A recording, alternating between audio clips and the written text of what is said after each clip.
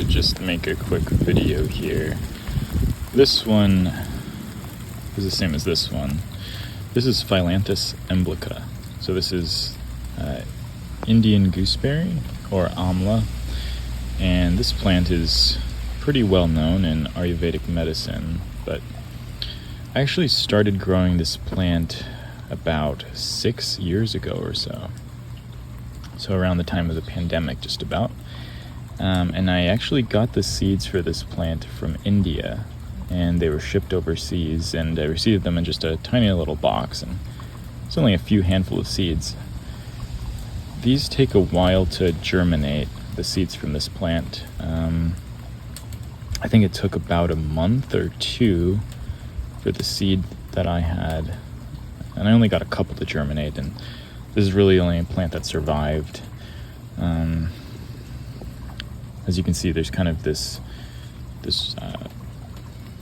root essentially here. There's not really much else.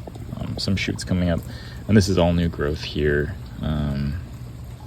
Looks a little stressed, sun-stressed, based on the color there, just kind of brighter or reddish around the ends of the leaves. But yes, this is all one plant growing from this root, and there's just a ton of growth coming up, but the plant itself didn't really survive. It doesn't survive well in the cold. It's subtropical, and here it gets a little bit too cold for it. So this completely died back this last year. 6 years old, it'll likely live a little bit longer, and at this age it's almost about ready to produce fruit. It produces these green little fruits that are very sour. This one has never produced fruit or flowers that I know of. I wasn't able to really take good care of this one because I was out of the state during the coldest part of the year here when we actually got snow, and so that's why this one died back. But this plant actually also survived the freeze in Texas a few years back as well. So this is a pretty strong plant. It just seems to keep coming back despite the temperatures that really don't suit it, affecting this plant pretty harshly. I'm going to try to take better care of this plant this year. I just kind of wanted to give it a little spotlight. I really do love the leaves on this one. They are very unique. They almost kind of look like mimosa, especially when it's young like this.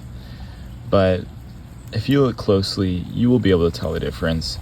They almost have this little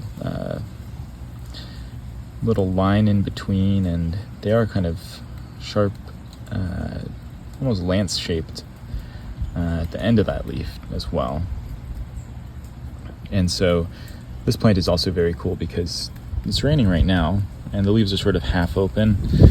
When it gets nighttime, the entire branch with all these leaves will basically close up, sort of like a sensitivity plant when they're touched, except these are kind of their own little solar panels, and they'll just end up closing all on their own and just form these nice little tucked in little branches there.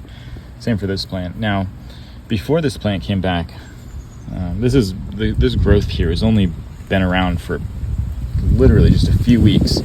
I wasn't sure if this plant would come back, honestly, because it has been through so much, several freezes, and last year it was pretty tall.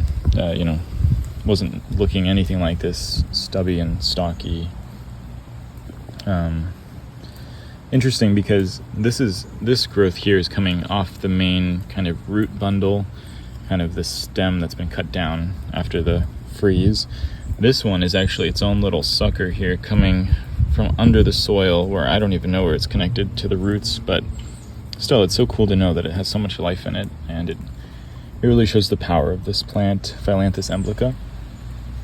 But I kind of pulled them out, but when I was kind of waiting for this plant to come back, there were some lookalikes that I was noticing. I mentioned mimosa, that grows here invasively, and then we also have the partridge pea, which is coming up in this pot here.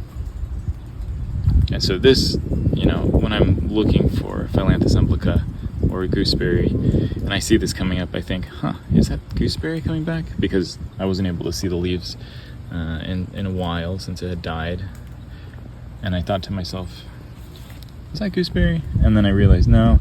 So the leaves they look sort of similar, but not exactly the same. So a little trickster partridge pea plant there, and this variety was growing within this pot, so a little tricky, but this for sure right here is the Indian gooseberry, and I hope to take care of this plant for many years to come. I'm hoping to nurse it back to health this year after the frost, and I'm going to be living here full time, so I'll have more time to dedicate to making sure this guy gets proper care when it comes to winter. Something about this one is it's a little bit spikier than I recall.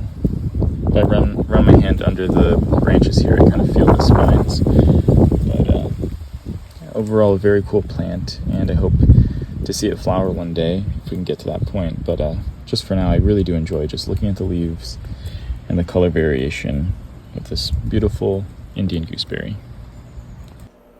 Here we are just a few weeks later, a couple weeks.